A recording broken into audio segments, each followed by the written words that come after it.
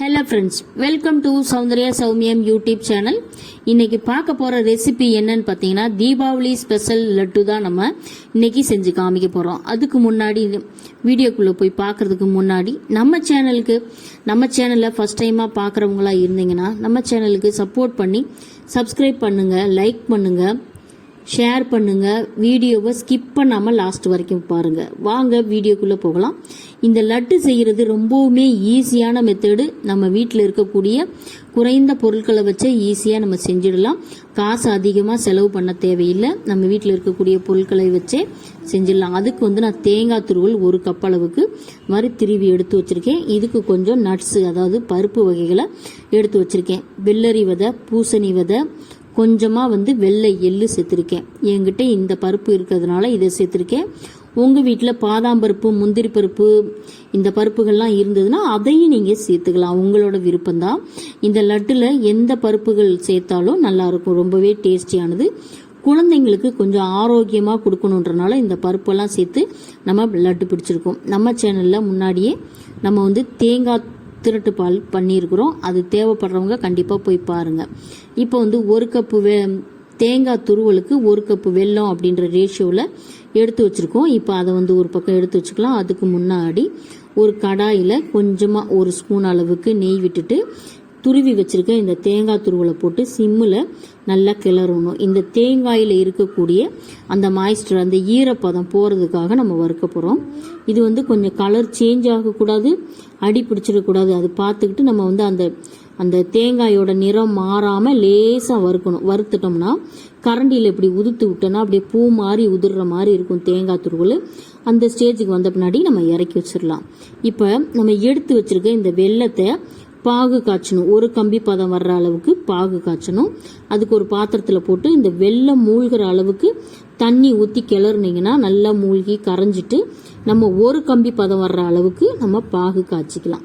இந்த குழந்தைங்க நான் நேரடியாக நம்ம இந்த பருப்பு வகைகளை எடுத்து கொடுத்தோம்னா ஸ்நாக்ஸ், மற்ற கடைகளில் விற்கிற ஸ்நாக்ஸ் தான் வாங்கி சாப்பிடணும்னு நினைக்கிறாங்க. ஆரோக்கியமான இந்த பருப்பு வகைகளை குழந்தைங்க எந்த குழந்தையுமே விரும்பி சாப்பிட்றது இல்லை. அவங்கள சாப்பிட வைக்கிறதும் ரொம்ப கஷ்டமாக இருக்கும். அதுக்கு தான் நம்ம இந்த மாதிரியான ரெசிபியில் லட்டு மாதிரியான ஒரு ரெசிபி செஞ்சு இந்த மாதிரி பருப்பு வகைகளை சேர்த்து கொடுத்தோன்னா குழந்தைங்க ரொம்ப ஆரோக்கியமாக சாப்பிடுவாங்க, வேணான்னு சொல்ல மாட்டாங்க.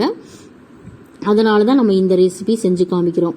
இப்போ வரப்போகிற தீபாவளிக்கு இந்த மாதிரி லட்டுகள் செஞ்சு நீங்கள் உங்கள் குழந்தைங்களுக்கு கொடுங்க. இப்போ நம்ம எடுத்து வச்சிருக்க அந்த தேங்காய் துருவலை லேசாக சூட ஆறின பின்னாடி எல்லா பருப்பு வகைகளையுமே போட்டு கிளறிக்கிட்டு இருக்கேன். நீங்கள் உங்கள் வீட்டில் தாராளமாக நெய் இருக்குது, நெய் ரொம்ப பிடிக்கும் அப்படின்னு சொன்னாக்க நெய்யை கொஞ்சம் தாராளமாக ஊற்றிட்டு நம்ம எடுத்து வச்சிருக்க பருப்பு வகைகள்லாம் போட்டு நல்லா அந்த நெய்யிலே நல்லா வேகிற அளவுக்கு நல்லா வறுத்து எடுத்துக்கலாம். நான் உங்களுக்கு சிம்பிளாக வீட்டில் இருக்கக்கூடிய கொஞ்சம் பொருட்கள்லே காசு செலவு பண்ணாமல் செய்யணுன்றதுக்காக நான் நெய்யிலெல்லாம் வறுக்கலாம். அப்படியே அந்த தேங்காய் துருவல்ல எடுத்து வச்சிருக்க இந்த பருப்புகளை போட்டுட்டு அப்படியே நம்ம ஏலக்காயும் நல்லா தட்டி போட்டிருக்கேன் இன்னைக்கு. அப்படி போட்டால் தான் நம்மளுக்கு வாசனை வரும். அந்த லட்டு நல்லா மணமாக இருக்கும். நம்ம சர்க்கரையை போட்டு நல்லா தூள் பண்ணிட்டோம்னா அதோட வாசனையே இருக்காதனால நான் தட்டி போட்டிருக்கேன் ஏலக்காயை, 2-3 ஏலக்காயை அப்படியே போட்டுட்டு ஒரு 2 ஸ்பூன் அளவுக்கு நெய் விட்டுட்டு அடுப்பில் சிம்மில் வச்சு நல்லா இந்த தேங்காய் துருவலோட அந்த நெய்யோட இந்த பருப்புகளும் ஒன்று சேர்ந்து இருக்கட்டும் அப்படின்னு சொல்லி நல்லா வதக்கிட்டு கீழே இறக்கி வச்சு கிளறிட்டு இப்போ கீழே இறக்கி வச்சுட்டு நம்ம பாகு ரெடி பண்ண பார்த்தீங்களா, 1 கம்பி பதம் பாகு ரெடி பண்ணோம்ல, அதை ஃபில்டர் பண்ணி நம்ம ஊற்றிக்கிட்டு இருக்கோம். இந்த வெல்லத்தை மட்டும் கண்டிப்பாக ஃபில்டர் பண்ணி ஊற்றுங்க. அதில் கல், மண், தூசி எல்லாமே இருக்கும்.